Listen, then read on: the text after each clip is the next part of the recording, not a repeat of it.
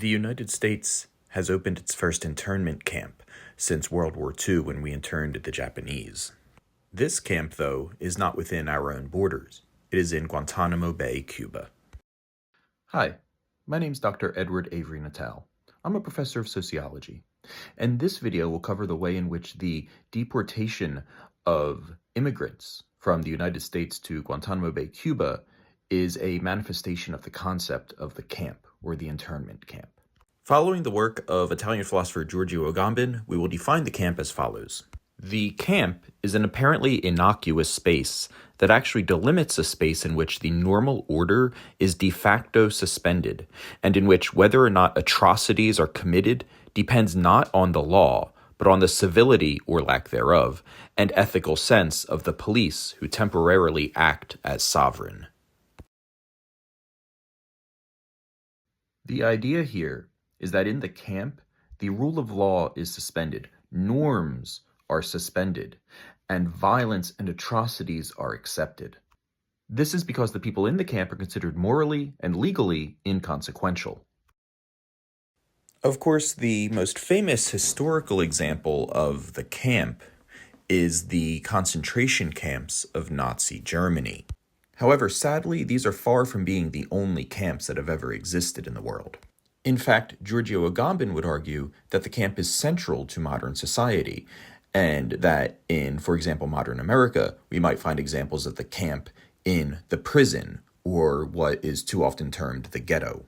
For the purposes of this video, though, we are being less metaphorical when we discuss the camp.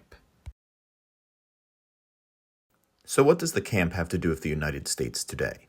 The United States has begun deporting migrants from the United States largely without trial and without being treated as people with human rights to a camp in Guantanamo Bay.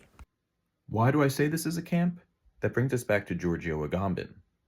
For Agamben, the camp is directly related to the state of exception. For Agamben, the state of exception is a state of banishment. The person who is banned is not only set outside the law, but is abandoned by the law. The state of exception is often justified through some supposed emergency, either real or fabricated. The most obvious example of this in recent memory is George W. Bush's declaration of a state of exception after 9/11.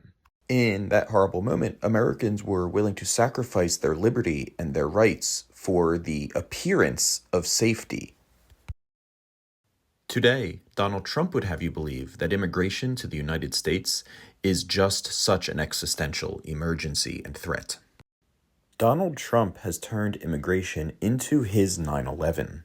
He wants Americans to believe that this threat is so extreme that basic principles of America, basic principles of democracy must be violated.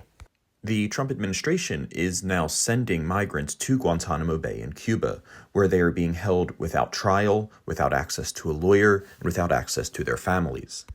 In fact, the ACLU tells us that even the terrorists being held there are being given more rights and more access to legal representation than are simple immigrants. So make no mistake, America has opened an internment camp for migrants. And we should be very, very worried about the future.